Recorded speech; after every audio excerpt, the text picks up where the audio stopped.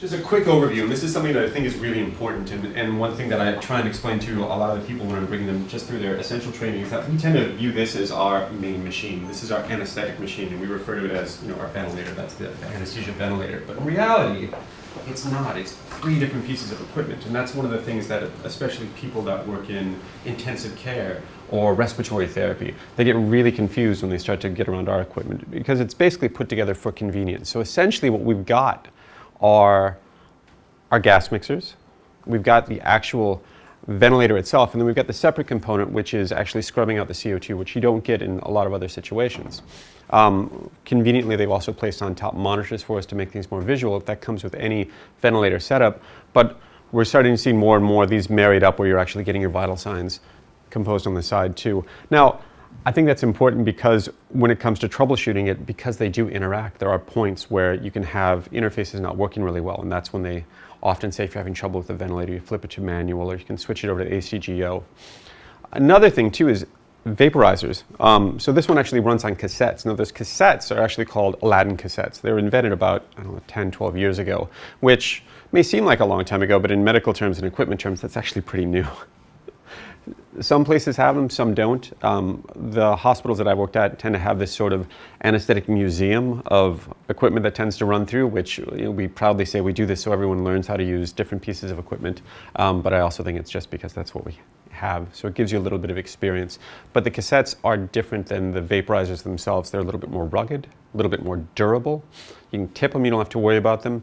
As far as what position you get them in, they're all basically computer controlled, which is kind of nice.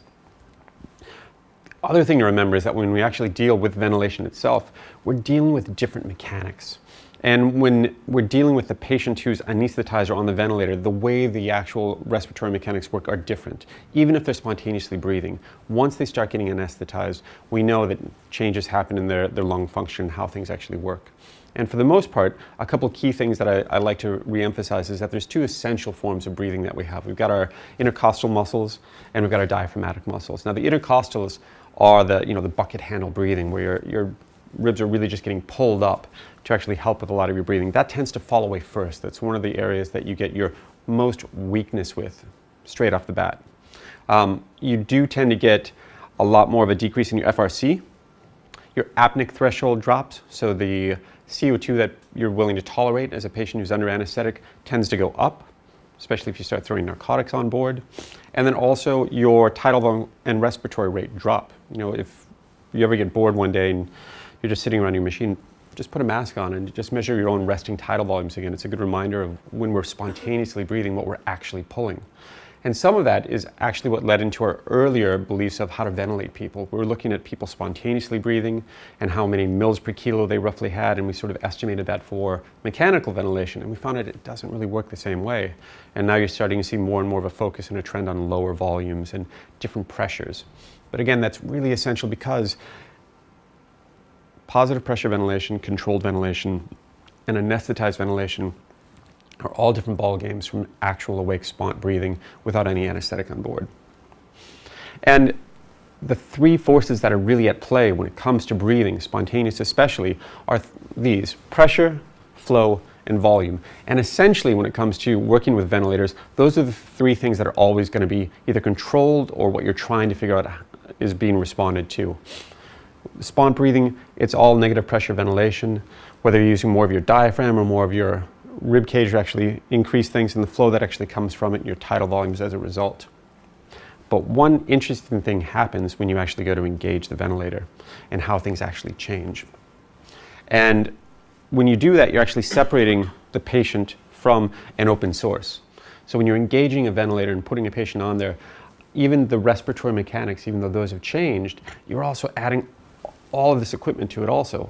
You're adding your monitors, you're adding your circuits, your scrubbers, and the ventilator to it. So you now have this extra factor of resistance in physics you have to start playing with, and it starts to get a little bit mind-boggling after a while.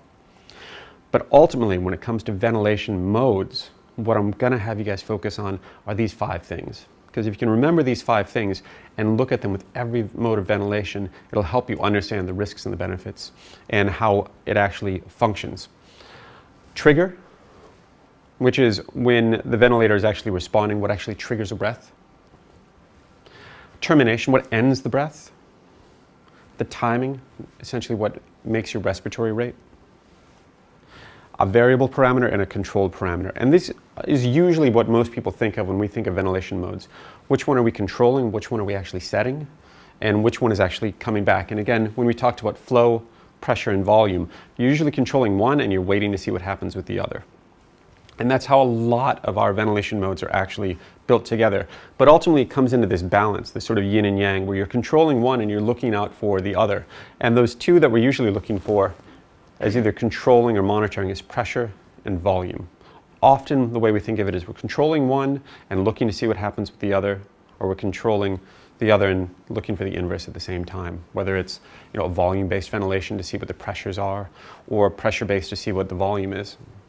Now, the way we view this and the reason we get concerned about that, whether it's conscious or unconscious for you at this point, subconscious more than anything else, unconscious is how I do my anesthetics, is because of these three things. Usually when we're looking at modes of ventilation and we're seeing what we're getting back, so you're setting a volume mode and you're looking for the pressures, you're setting a pressure mode and you're looking for a volume, the reason you care is, yes, you want to ventilate them, but at the same time, being overzealous or underzealous can result in different types of trauma to the lungs. And the three traumas that we tend to think of are barotrauma, volutrauma, and atellect trauma, or also called shear trauma. And this is one that I think we, not making a judgment on the people in the room, but as a field I find we tend to ignore or don't pay as much attention to a lot. And I think one of the reasons is these two, a lot of times you tend to see the results a lot quicker. So if you start getting overzealous volumes or pressures, you can see some of the results. You can get a pneumothorax. You can get changes in your resistance, but atellect trauma is something that you tend to see the second or the third day or later in recovery. So I think that's one of the reasons we may not be as focused on it quite as much. Shifting gears though, once you've decided what type of ventilation you're using and how that balances out, two things that really become important are triggers and cycling. So how does it actually cycle? And it's something that we don't even really think about. Inspiration and expiration. How do we actually move from one to the other? How does the ventilator actually set it? And how is it actually triggered? For the most part, let's say you're doing a simple volume control. You flip on your ventilator, it usually comes on to some baseline setting, 500, rate of 10, no PEEP. Well, what's triggering the vent? What's triggering the vent at that point is just time. That's it. Vent goes in, if you set it to 10, that's once every 6 seconds, goes in, comes back. Every 6 seconds you're going to get a breath, so it's time triggered. But cycles, it's got to decide how to go from inspiration to expiration, and that's usually also set. Common one you're going to see is an inspiratory to expiratory ratio, which we're going to talk a little bit about at the end, and that's often a 1:2 ratio that just comes out baseline. Again, these are the baseline settings, but the reason you're all here and you have careers is the fact that your patients are all different. So the same setting for every patient doesn't always work. Most of the time your patients are fairly robust, and I think that's the reason that we're able to get away with so much of what we do is that patients just have a lot of resilience. So you can do the same thing, you can give the same dose of midazolam and propofol and rocuronium and the same dose of sevoflurane and desflurane, and they all go to recovery and everybody seems to do fine. Until they start to get old and kind of crumbly or they're traumatized, and then it starts to get a little bit more interesting. And that's when we really need to start thinking about how can we tweak these to maybe make things better for the patient. So ultimately with triggers and cycling, you're looking at a balance between inspiration and trying to think about what's actually starting that inspiration. And again, a lot of the time it's going to be time. It just comes up to that time, let's give a breath. And then also what switches it over to exhalation. And often that's also going to be time on very, very basic settings. But now we have the ability to tweak that too. One of the first modes of ventilation that we really get into is pressure support. So you can throw a patient on the ventilator and just let them breathe.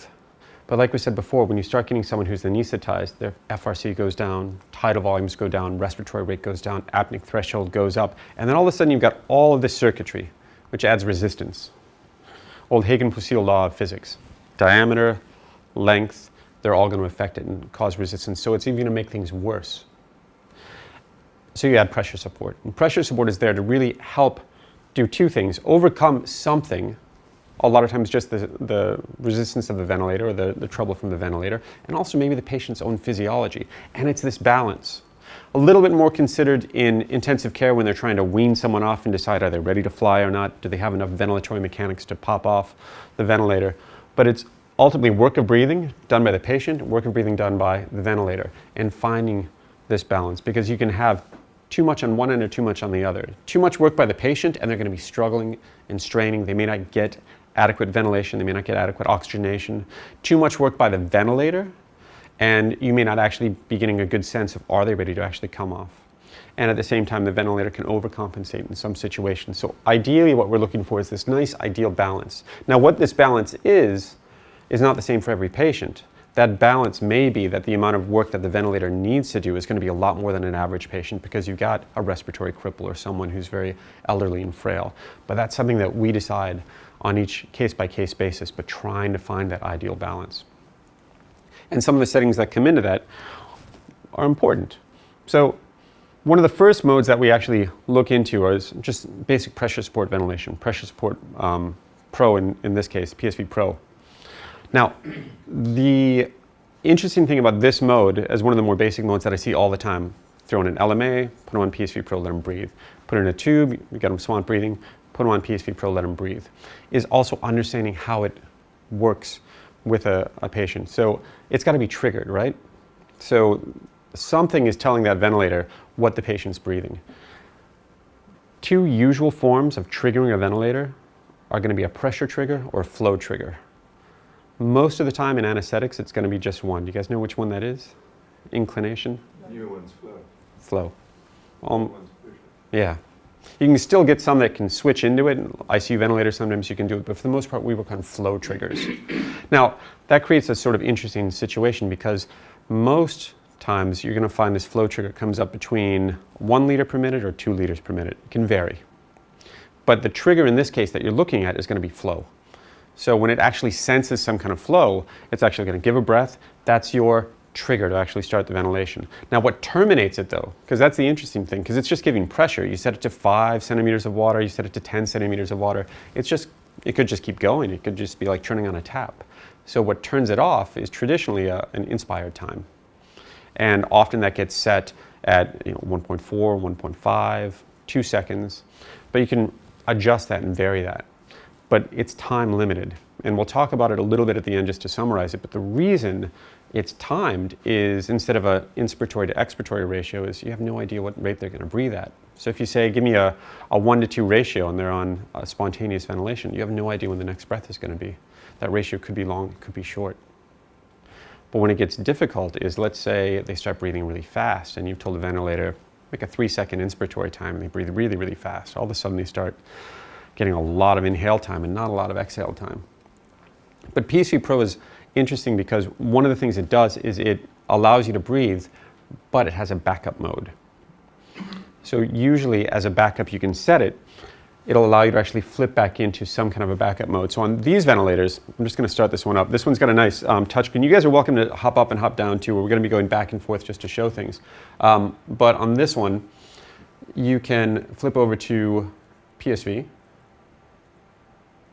Sorry, I'll just do touchscreen. I've got these big chunky fingers anyway.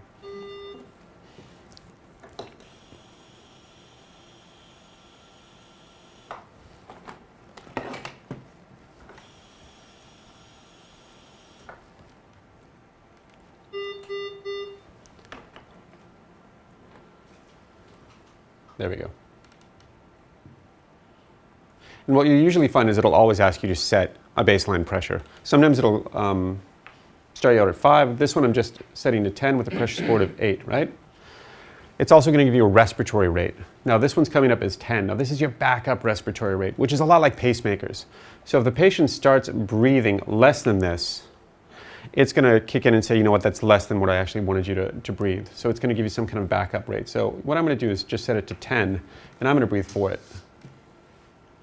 Now, the interesting thing is this one's set to 1 liter of flow. Now, 1 liter sounds like it might be a lot, a liter a minute, but it's not, you actually have to breathe in a liter, it's just that flow rate. So it can actually be a really small amount. So depending on how you actually set it, which we'll go over later, it can be more or less sensitive. That can be a good thing or a bad thing. So you give 100 of fentanyl, or you tell your registrar to give, 10 of fentanyl, and you meant 10 mics, and they thought you meant 10 mils. So they give 500 of fentanyl, and all of a sudden it just stops. So your patient stops breathing, and then it'll kick up into a backup mode. Now, Usually there's a different setting you can actually look at for how long you want it to wait. So backup time now is set to 30 seconds. Most of the ventilators I work with have that backup time also. So you're looking for a respiratory rate that I set as a minimum, but it's going to give you 30 seconds to actually prove that. And if not, it's just going to say all bets are off. Off you go. You can change it. You can make the time a lot less. You can make it a lot more. The downside about making it a lower trigger is it's going to kick in a lot quicker. Can't make it more, I think. Well, let's find out. I thought you could make it up to 45. All right, okay, so let me do. Yeah, there is a limit. You can't make it like 5 minutes. That would be lethal. This one only goes up to 30 seconds, but you can make it a lot less. You can make it down to 10, that's it. So now it's kicked in. So it's automatically kicked into a backup mode. Now, on ours, it usually goes into a pressure control mode, but now it's going into a spontaneous mode. One of the limitations that I find with this is, let's say the patient finally starts breathing again.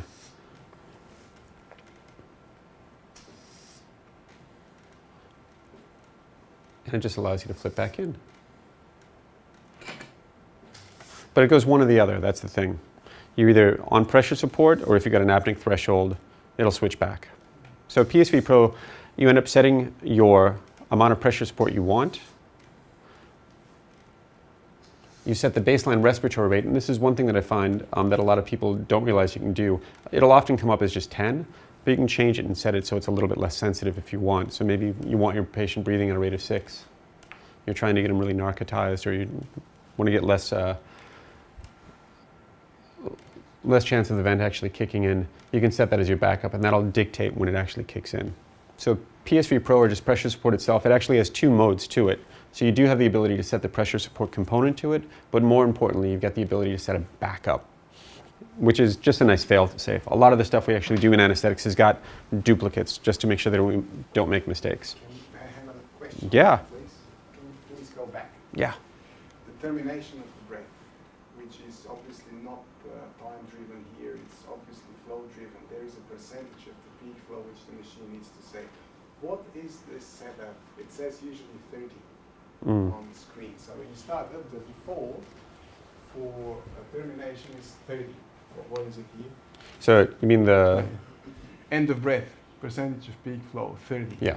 So what is that on that chart? All right, so that's... Is it 30 there? 30% less than peak flow, or is it 30% less.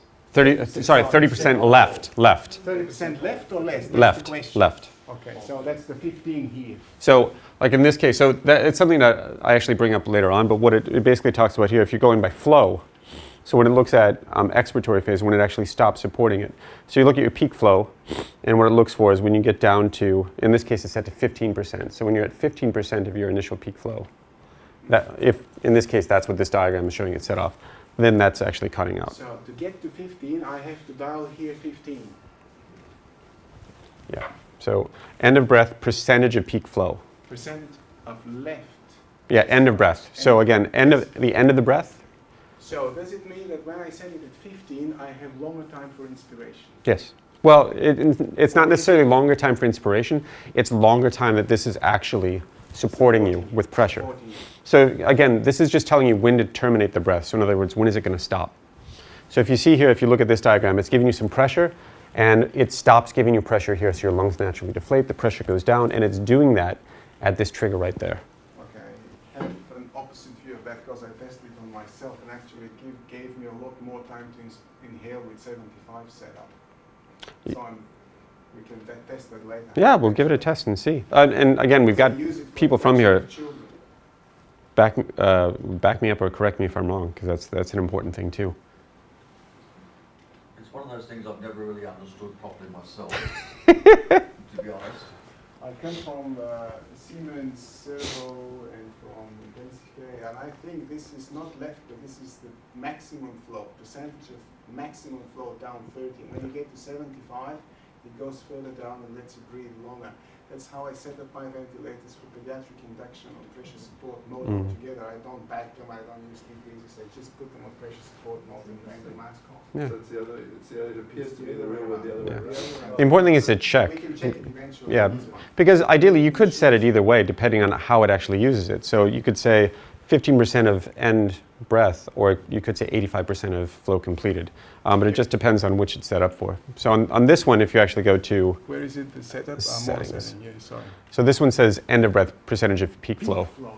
Yeah. That's actually coming off the peak flow. Yeah, so end of breath. Yeah, 75%. But this machine's also triggering at the moment because it's respiratory. I mean, there's a blue trace there which says it's sensing a breath from the patient in inverted commas. So for some reason, this machine's triggering. I think it's just the resistance that I've set in the bag. 'Cause it's a really tight bag. So what it's doing is exhaling. And occasionally on that mode, there is a second spike. So it's double triggering. Yeah. What is that? Well, so on PSV, you mean when you get sort of a double Yes, triggers? Double triggers.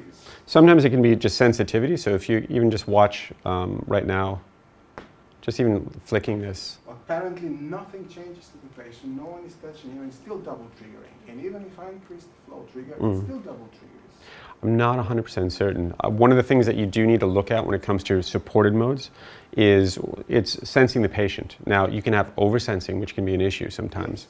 And that's one of the things that we'll talk about in the afternoon. But when you get oversensing of it, you're going to get inadequate ventilatory mechanics because in essence, you're not getting Yes, essentially not getting the volume. you're not getting what you want it to actually do. Always interrupted in the middle. Yeah, and there's not a risk and a benefit, but there's a balance. So actually, I'll just go back to this, and the balance is this. So if you set the ventilator to be less sensitive, it's going to require more out of your patient. And there are situations where that can happen. You got abdominal surgery with retractors and they're constantly mashing on the diaphragm and it's constantly triggering off the vent for whatever reason. Maybe you've got it set as a backup. Cardiac oscillations, when it's sent really sensitively, can actually happen.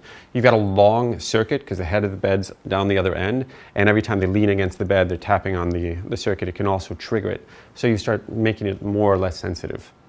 Usually where I find you get into the most trouble is when it becomes too sensitive, because then you start getting ventilator desynchrony. It starts bucking, you don't get the mechanics that you actually really want from it. The downside is, again, the more insensitive you make it, the more they're going to have to pull on it. But even then, you're not talking about, if you set it to 4 liters per minute, they don't have to inhale 4 liters, it's just flow. So you're really just forcing them to work a little bit more. And again, in an anesthetized patient, it's going to be mostly diaphragmatic, so that if you've got an abdominal surgery or something going on, you're going to get a lot of that belly breathing. In kids, they're all belly breathers anyway, so. We should be all belly breathers. Ask away. So say the patient's spontaneously breathing and then someone gives them a 10 mils of fentanyl and that the apneic and that 30-second backup goes by and then it basically becomes a pressure control ventilator. Yeah. Then at some point they then make a respiratory effort. What happens then? It kicks back in. So it immediately kicks back into pressure support mode. Yeah, in fact, I'll put so they take one breath, but then they're breathing at 2 breaths a minute, or say less. It basically resets it. So and the way I like to explain this mode is a lot like pacemakers. Sorry, go ahead. And then the 30 seconds start again. And it starts again. Right, okay. So if the surgeon pushes in, the machine senses that negative flow, gives him a breath, and stops for 30 seconds again. Until the next one comes. And he can stay 5 minutes like that. Sure. Now, what I want you to do is remember your concerns and your question, because it's actually something really important, and it's something that we're going to address in the second one, because I have the same problems and I have the same concerns, and that's one of the reasons that there's other modes of ventilation that I think are actually better, that I use more commonly. The important thing is to acknowledge that, though, that it goes on or it goes off, and it's kind of like a pacemaker. Now, in pacemakers, this is sort of off tangent now, but it's just, I think it's an interesting discussion. So pacemakers have this backup mode. So let's say you set it to a heart rate minimum of 60, and the heart rate drops down to 59, and then the pacemaker kicks in, and then it all of a sudden goes to 61, and it comes off, and it goes down to 59, and it kicks in. That's bad, because all of a sudden you're getting paced, unpaced, paced, unpaced, paced, unpaced. So pacemakers have this function often that's kicked in called hysteresis. So hysteresis means that I want you to be a minimum of 60, but I'm not going to kick in until you hit 50. So you hit 50, and then I say, right, I'm going to pace you at 60, and I'm not going to stop till you get well above that, because again, then it's not going to keep triggering back and forth. That's the main reason for that 30-second window. The downside is that if they just take one breath, you get another 30 seconds, and then one breath, you get another amount of time till it's actually going to kick back in. But for the most part, you're going to pick that up until CO2 is going to start going up. If you start losing your oxygenation, your sats will go down. But what we're identifying is just that mode of ventilation is probably not the best mode to be in at that point in time, but it's a limitation of it. So that's PSV, pressure support ventilation, and understanding that it does have a backup mode and how you set it can affect safety profile for the patient, and just understanding what it actually goes into is important. Often one of the problems with some of our ventilators is it's on a pressure control mode, but the pressure inspired is 20. So you may have a really nice ventilatory pattern, they're breathing on their own, pressure support of 8, and then all of a sudden goes to 20 and I've got massive tidal volumes. So a lot of times I'll come in and I'll make sure I tweak it ahead of time just to make sure we don't get big volumes. Now this is a point where I was going to say let's hop up and take a look at the ventilator and muck around with it. We can if you want, we've kind of done that. But the important thing that I think is that once you get that apneic threshold, it's going to kick in. And that's not necessarily a bad thing. Now on these, and you actually mentioned it, you're getting this blue trace. On a lot of the newer GEs, spontaneous versus controlled ventilation is a different color. So blue is going to be your spont vent. It's sort of a yellowish green, depending on how colorblind you are like me, when it's actually controlled. And I actually really like that because I think it gives you another visual clue. On a lot of our older ventilators, you just have to sort of look at the pressure traces and the flow traces to figure out when they've actually initiated a breath on their own versus otherwise, where this does make it a little bit clearer. You can even start to see when they're breathing in on their own, which I find kind of nice. No, I think it's a really nice thing, especially when you're teaching about ventilation too. It just makes it really easy to pick up. You can visually see from across the room. And again, on a safety side of things, a lot of what we do is about redundancy. If the only thing keeping you from a mistake happening is you, then there's an accident waiting to happen. So just having these extra features and having pulse oximeters that flash when it hits below a certain level or tones that change, it's that sort of redundancy that we build into the system. One of my favorite things, though, is talking about PEEP and recruitment, because that goes back to that whole concept of atellect trauma. So we've got barotrauma, volu trauma, and atellect trauma or shear trauma. Now, this is an old video I want to show you, but it's a really good video. But I just think it emphasizes things really nicely. And I'm not sure if we're going to get volume off it or not. Oh, there we go. And we're going to go to 15 of PEEP now. So these are rabbit lungs. And what you're looking at is they're just breathing normally, and now he's adding some PEEP. So before it was at no PEEP, and you're slowly adding PEEP back up, and you see how everything sort of gets recruited and popped open. Now he's using 15 of PEEP. Okay, complete recruitment. And back to ZEEP. Now ZEEP is 0 in expiratory pressure, so you can see how the lungs collapse back down, and then within just a couple breaths of not having any PEEP, you all of a sudden start getting that atelectasis again. You start getting the lungs just becoming de-recruited. As you can see, some of the portions are collapsed still, even at peak inspiration. Now, I used to do, and one of my favorite operations was lung transplants. One of my favorite was single sequential lung transplants. They're lung transplants off bypass.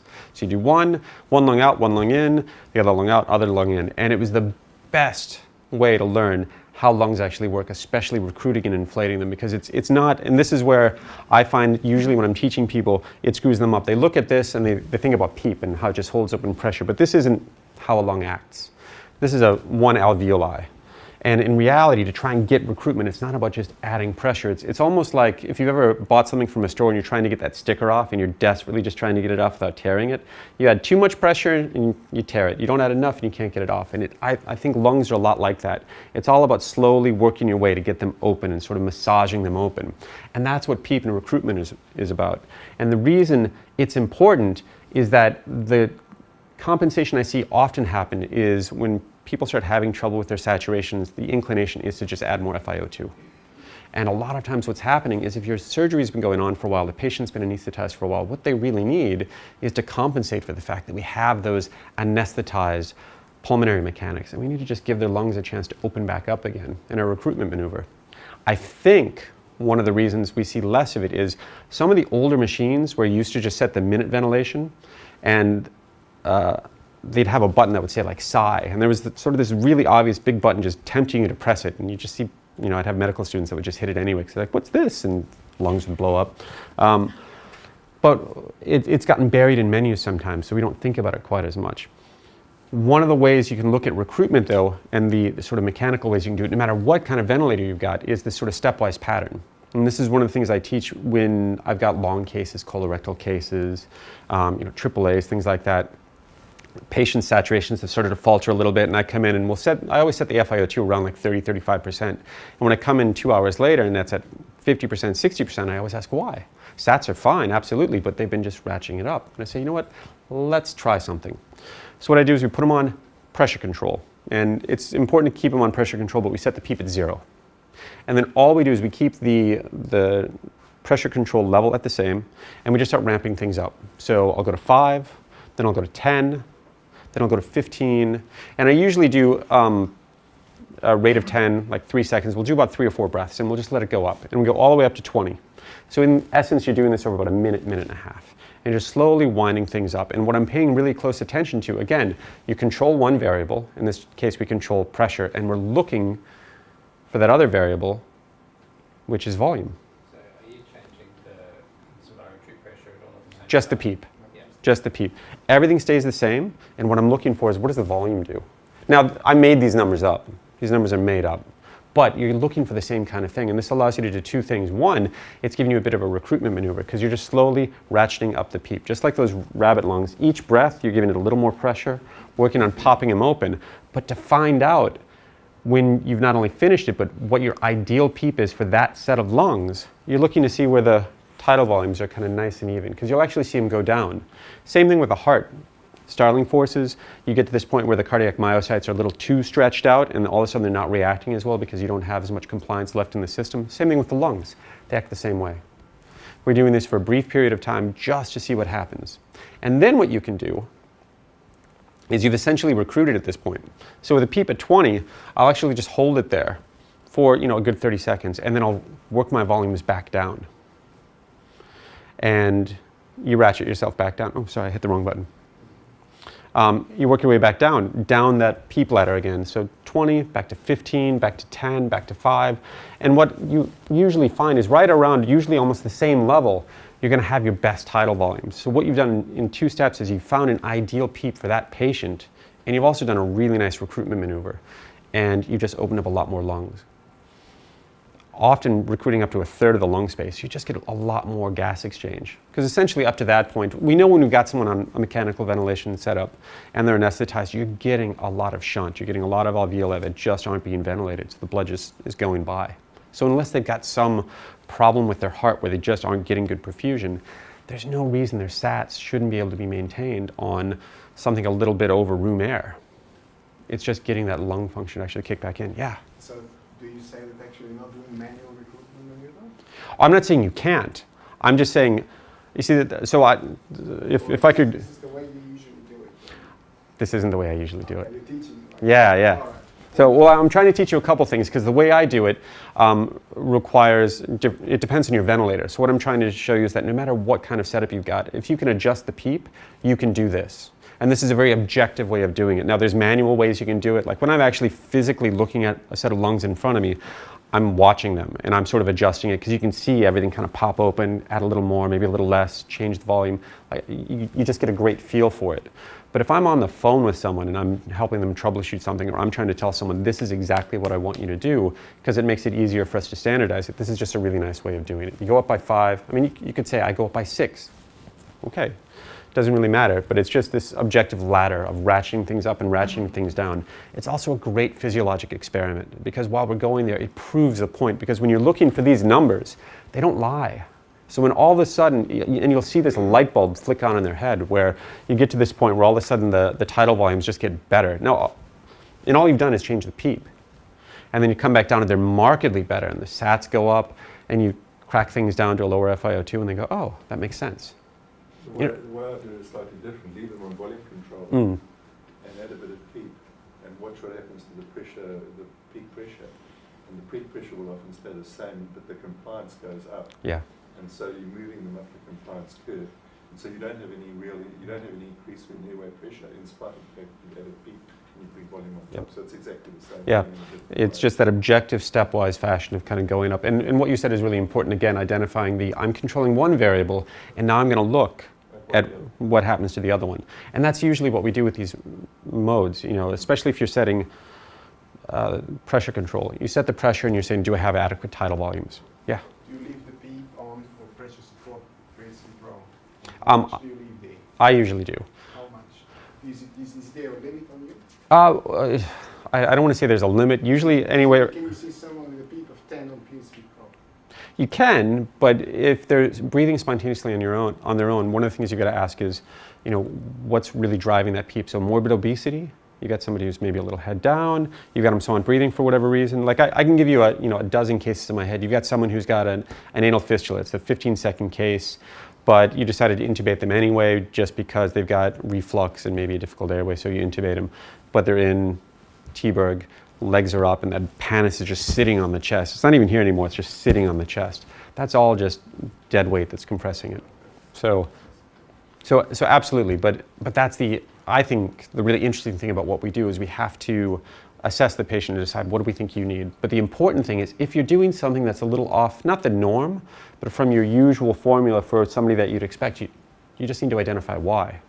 Same thing as when I walk into the theater and they've just been ratcheting up the FiO2, they're fixing the numbers, but they haven't been able to tell me why. Why did we increase the FiO2? Why were their sats going down? Because that's important. Could be something else that they don't know is going on. So it's always that sort of stimulus response, what's driving us to actually do it. But the interesting thing, again, fabricated numbers, but it gets to the heart of it, is that you've essentially recruited that much functional lung with that same ventilatory mechanic. So you're getting a lot more. Now, how long does it take for that to de-recruit? Depends on what's going on. Is it due to just compression on the chest? Is it due to intestinal pressure? Have they put retractors in? Who knows? But it can de-recruit fairly quickly, especially when you've got large patients.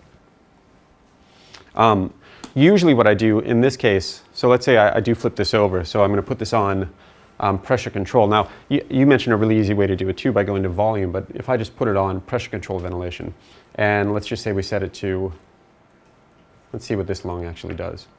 We'll just set it to this. So usually what I do in a stepwise fashion is I'd have it set to 10. You got your pressure control set to, that's not bad. Let's say 25, just so I can get a bit better volume. 25. To manually do this, which on some of the ventilators I've got, it's the only way I can do it. I mean, I've got a couple that I work with that just do volume control. I mean, they're older than I am. Well, maybe they're older than I am. I don't know. They might be. They're pretty old. And they're always in like the worst spots, like the corner of the hospital where we deal with really sick patients. So it makes things interesting. All I'm doing is I'm basically just ratcheting up and I'm just waiting. So I've just got PEEP set to off. I set it up to 5.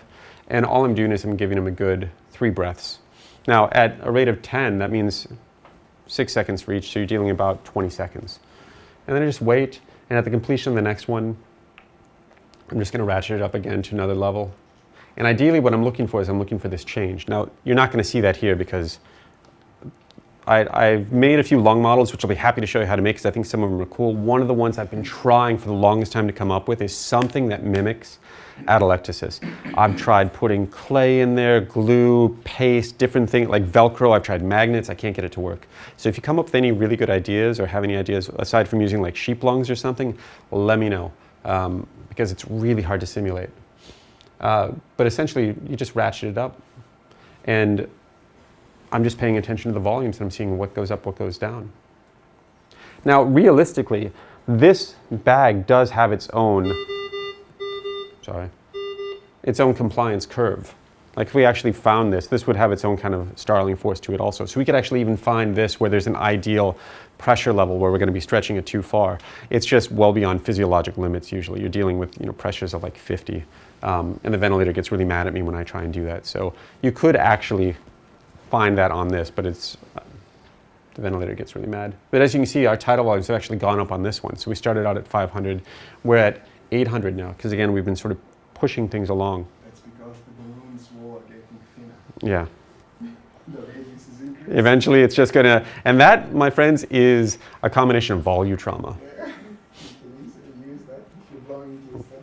Now, a really interesting question I get asked sometimes, volutrauma, barotrauma, aren't they just the same? If I put a liter into someone's lungs, well, that's going to have high pressure, so isn't volutrauma and barotrauma the same thing, right? And the answer is often they go hand in hand, but it's just how you think about the lungs. I tell people to think about the lungs like pizza dough. You can apply the same amount of stretch on some dough, and over time you're just going to stretch it too thin and you get a hole in it.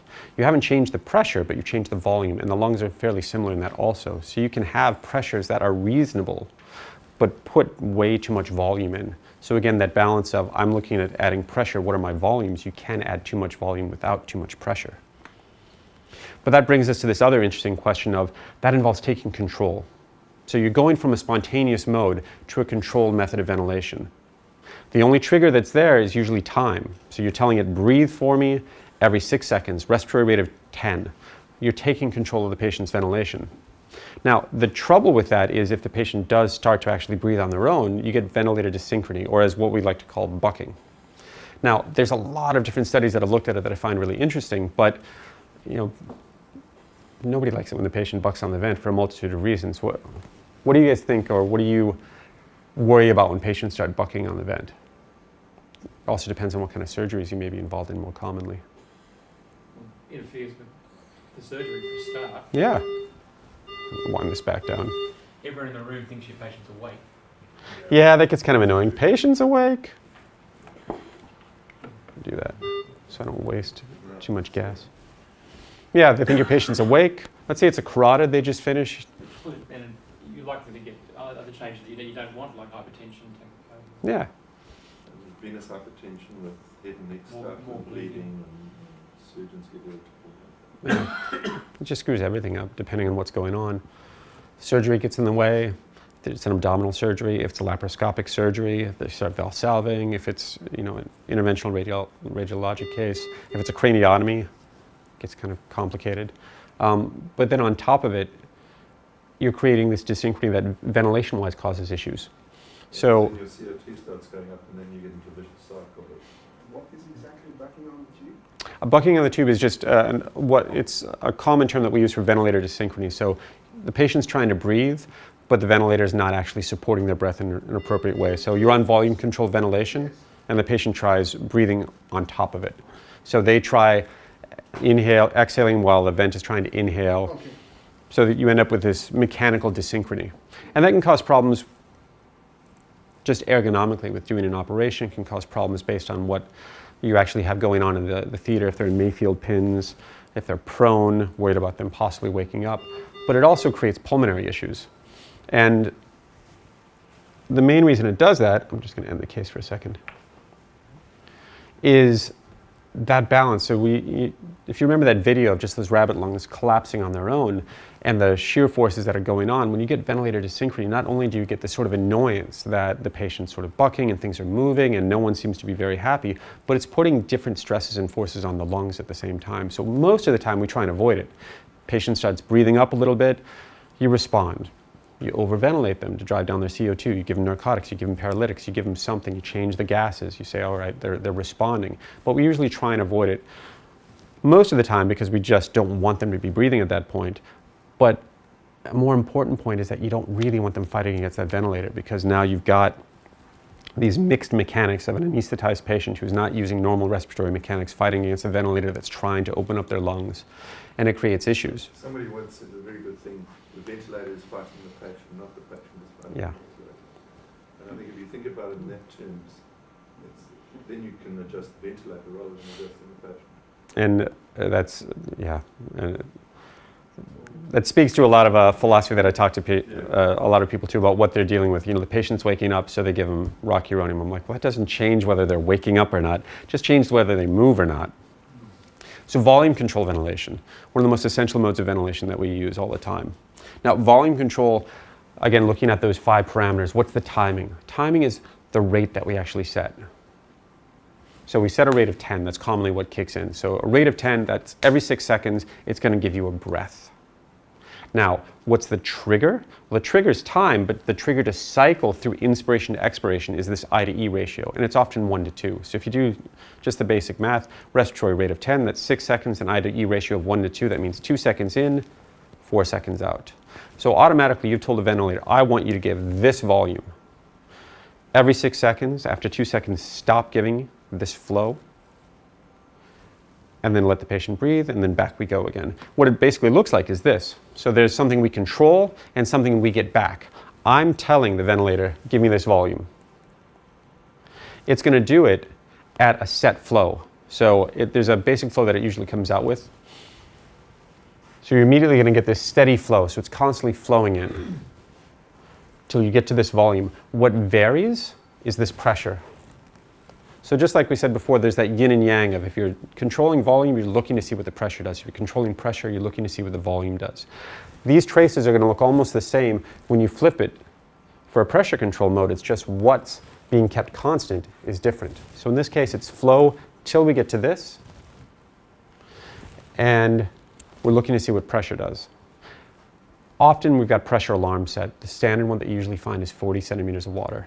And that's actually based on a lot of studies that were done empirically before, looking at when we start getting unhappy lungs. When you get pressures that are above that, you start getting a lot more barotrauma to the lungs. So as a standard, a lot of the vents will actually come set as a maximum pressure limit of 40. You can change that though. Now, when you change the lung compliance, how that pressure interacts is going to be different. Less compliant lungs, stiffer lungs, that means getting that volume in. That ventilator doesn't care. You've told it, give me this volume, give me 500 mils, it's going to do it. But if you've got less compliant lungs, that pressure is going to be a lot higher. Or if the compliance changes, you flip the patient prone, they insufflate the belly, all of those things change the compliance of the lungs. Now, on the ventilator itself, I'm just going to flip this one into just basic volume control, which is what we had before. It usually starts out on these very basic levels. This is the same one most of our vents come up with. 500, 10, I to E ratio of 1 to 2, and no PEEP, just as a standard.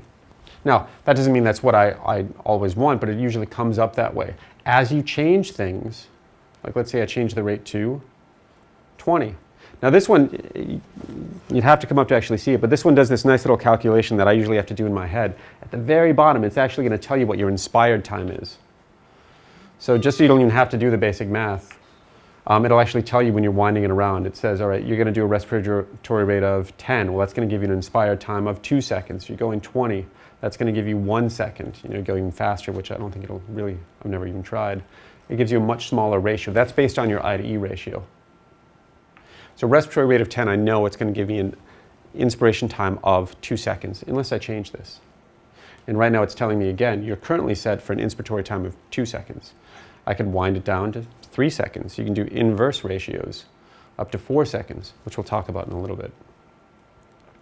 But as a baseline, it's going to come like that. And again, the variable that we set is going to be the volume. And what we're ultimately looking for in the end is we're looking for what the pressures come back with. Because as I'm sure everyone's probably had, you put someone on a volume control method, the pressures start alarming, you're immediately trying to figure out why. You might know straight off the bat why. Big patient, head down, belly's insufflated for whatever reason, you know you're going to be fighting that, but it could be something else. The kinked tube, what's actually going on? Do you have stenosis somewhere? But on volume control, the main thing you're controlling that we usually think about is just the volume, but there's actually a lot more that you can control. By controlling the rate and the inspiratory to expiratory time, you can vary that pressure result that you're looking for usually. Just so I don't waste gas. These are all on tank gas, so I'm trying to make sure I don't run out of O2 by the end of the day. Other mode of ventilation is pressure control. This is one of the stock standard ones that we use. Again, that yin-yang, if you're controlling volume, you're looking to see what the pressure does. In this case, we're going to be controlling pressure. Now, between the two, I like pressure control a lot better. If I had to use one over the other, I find pressure control to be a lot more physiologic. I think it's easier on the lungs because you're not getting that rapid shear force that's coming in. With this one, just as before with volume control, you're going to get a set flow, and it says, I'm going to keep going until I get that volume. With pressure control, you're going to keep giving that set pressure over that certain amount of time. And what you'll find is your flow goes up and then it decreases. So as far as the speed that gas is actually going into the lungs, it's actually going to slowly wind down. And that's eventually going to get to your volume, ideally. This one takes things to be a little bit more fidgety though, and I think this is one of the reasons people like volume control more. They know they want that volume. I'm just going to set that volume. It gives me that volume. Yeah? Do you play with the rise rate? I do. Now the rise rate has to do with the actual flow here. So right now you see this. It's the pressure. Yeah, I'm sorry. So the rise rate is something, I don't actually know what its baseline set to here. Let me take a look. Auto. It's auto. Or 5 if you don't use Yeah. So between 0 and 10. Or 1 and 10.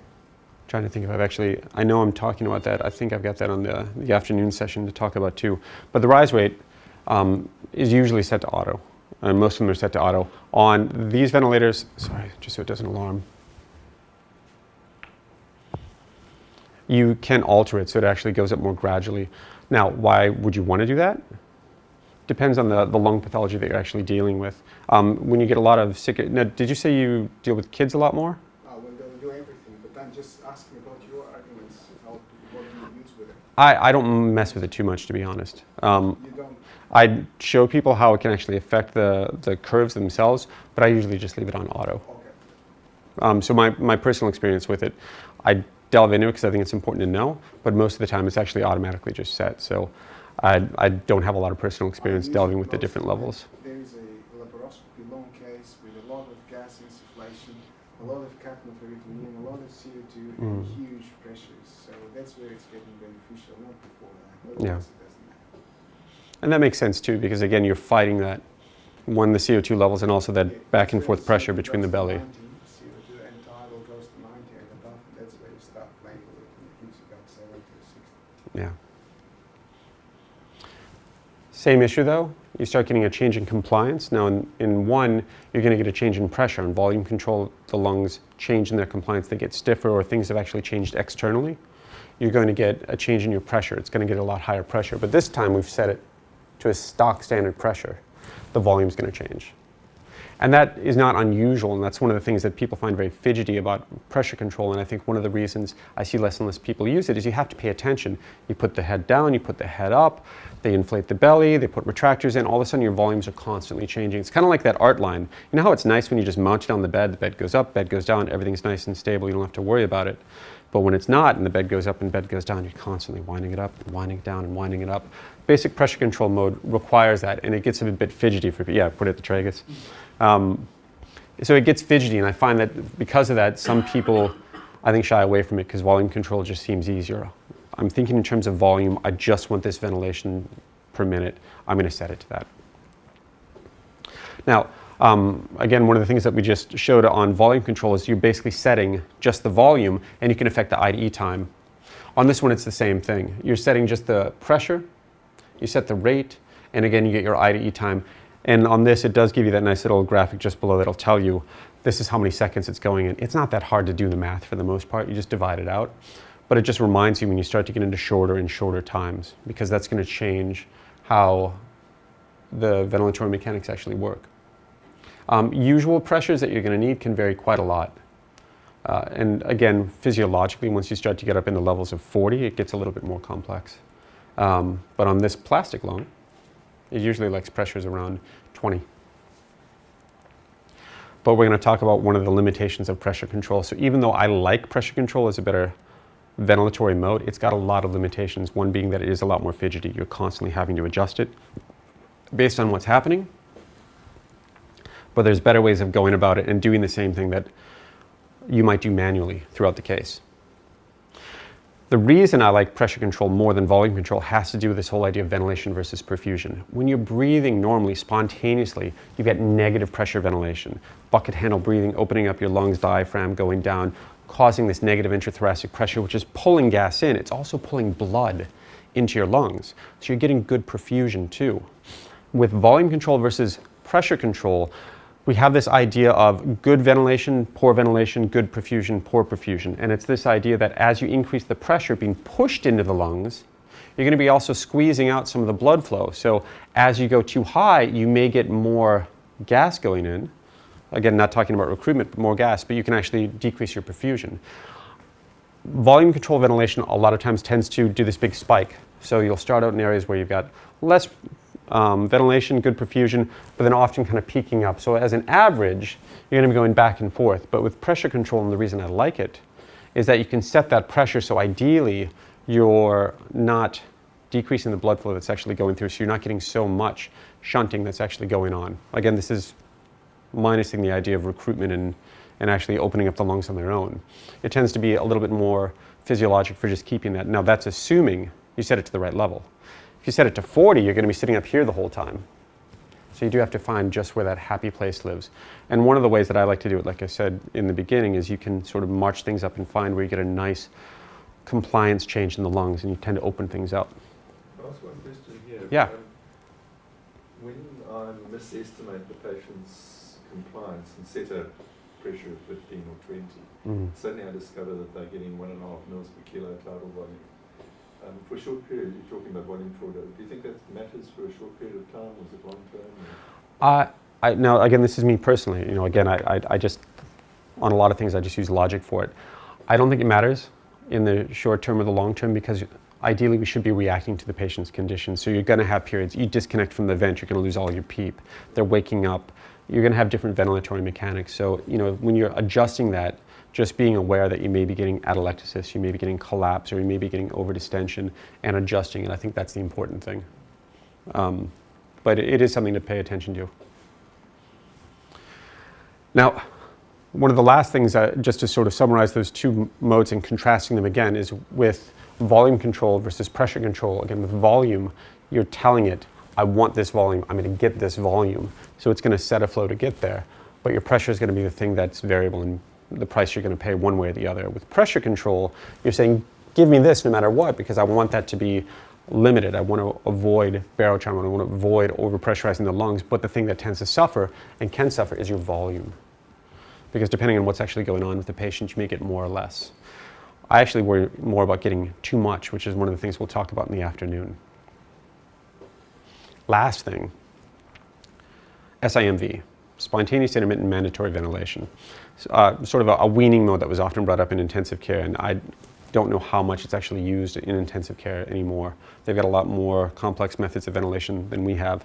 But the whole idea is, in this case, you've got something that changes a little bit, because now we're actually listening to the patient a little bit, as opposed to volume control ventilation, pressure control ventilation, where we're actually telling the ventilator what to do regardless. We're now giving the patient maybe a little option of chiming in and having an interaction with it. So this one often is going to be a volume control mode, and that's one of the interesting things that I think is important, is that SIMV itself is still some kind of controlled ventilation, either volume control or pressure control, and you can set it differently. But with SIMV, you're setting a mandatory rate. In this case, the patient's just breathing on their own, unsupported. And ideally what it'll do is it will give a breath, but if your patient attempts to breathe within this trigger window, it'll actually use that as an initiation for when to actually give that mechanical ventilation. Now, the trouble with pure SIMV, which you don't find much anymore, is that even though it will support that patient's breath, it'll trigger that breath, that volume controlled breath, when they're making a breath. If it falls outside that window, they're just breathing on their own, unsupported. And that's a lot of resistance to sort of be working through. For the most part, though, what you're going to find is that a lot of the modes now are SIMV with something, some sort of pressure support. And the intention behind that is that when the patient's breathing, if it's time for one of those mandatory full cycle breaths, it'll give it. But when it's actually sensing the patient breathing on their own, it'll allow them to have more of a physiologic breath. And that goes back to that whole idea of balancing ventilator work versus patient work. Because if you're going through these mechanical cycles and then at the same time letting the patient work against the resistance of that circuit, you're doing yourself a disservice, almost breath by breath. Now, the trace is different in this one because this is actually a pressure control SIMV. And this is what you'll find most of the time. So on these ventilators, it'll give you that option.